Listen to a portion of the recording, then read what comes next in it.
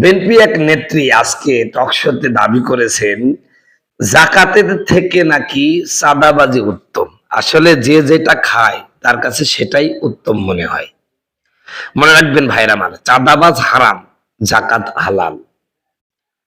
চাঁদাবাজ হারাম, জাকাত দেওয়া ফরজ। যারা ধনী মানুষ, যাদের নেশাব পরিমাণ মাল রয়েছে, আল্লাহ তাদেরকে জাকাত দিতে নির্দেশ করেছেন। অতএব একটা ফরজ বিধান কিভাবে একটা হারাম বিধানের উপরে উত্তম বলে, যারা চাঁদাকে যেটা হারাম সেটাকে উত্তম বললো, হালাল বললো, আবার মুসলমান দাবি করে কেমনে? এই মহিলার সাথে সাথে কাফে পরিণত হয়ে গেছে। কারণ সে ইসলামের একটা বিধানকে অস্বীকার করেছে। ইসলামের অন্যতম মূলনীতি হলো হালালকে হালাল জানা, হারামকে হারাম জানা। আপনি যদি হারামকে হালাল বলেন আর হালালকে হারাম বলেন, হালালকে হারাম বলছেন আর হারামকে হালাল বলছেন, তাহলে ইসলামের পরিভাষায় আপনি কাফের হিসাবে পরিগণিত হবেন।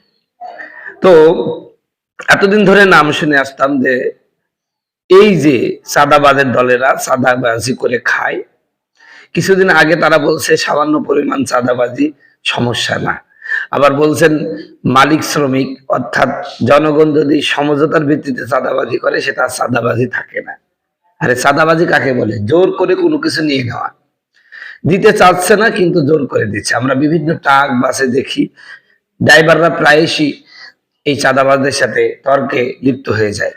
ড্রাইভাররা বলেন আমরা কষ্ট করে আসছি, আমরা যা ইনকাম করছি চাঁদা দিতে দিতে জীবন শেষ। কিছুদিন আগে একজন সবজি টাকালা সবজি সবজি মানে বহন করেন এই টাকালা, তিনি বললেন যে আমি মেহেরপুর থেকে চট্টগ্রাম যাইতে আমার 5,000 টাকা চাঁদা দেওয়া লাগছে।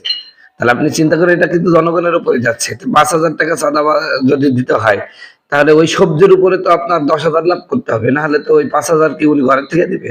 তাহলে আমার আপনার পকেট থেকে নিচ্ছে, তাহলে সবজির দাম এমনি বেড়ে যাচ্ছে।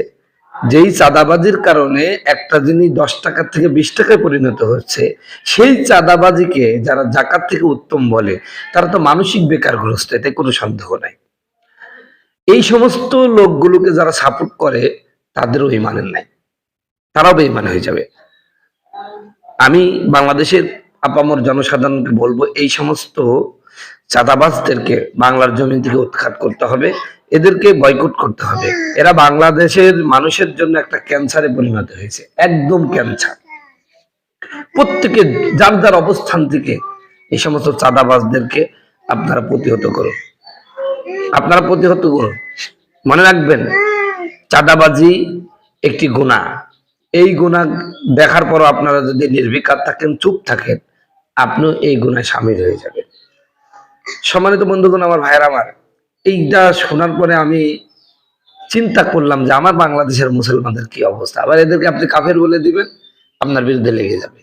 আরে তুমি কাফের কাজ করবা আর তোমাকে কাফের বললেই তোমার এত জ্বলবে কেন? সি সি সি সি কত বড় মানসিক বেকারগ্রস্ত হলে, কত বড় মানে নির্লজ্জ হলে, কত বড় ইসলাম সম্পর্ক হলে জাকাত থেকে চাঁদাবাজিকে উত্তম বলে। নাউজুবিল্লাহ মিন যালিক। এই চাঁদাবাজির দলে যারা সম্পৃক্ত আছে, কিয়ামতের ময়দানে তোমাদের অবস্থা কি হবে বলো তো? আল্লাহ রাব্বুল আলামিন বলছেন ওয়াবারাজু লিল্লাহি জামিয়া, সেদিন নেতা এবং কর্মী সকলকে একত্রিত করা হবে। নেতারা সেদিন বিপদে পড়ে যাবে, কর্মীরাও বিপদে পড়ে যাবে। কর্মীরা নেতাদেরকে বলবে, নেতা তোমাদের কারণেই আমরা তোমাদের পক্ষে স্লোগান দিয়েছি, আজকে আমরা জাহান্নামে এসে গেছি।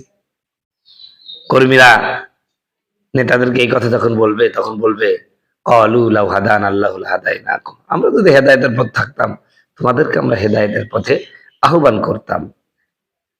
তাহলে যে নেতারা নিজেরাই চাঁদাবাজি করে, সে তার কর্মীদেরকে চাঁদাবাজ থেকে কিভাবে নিবৃত্ত করবে?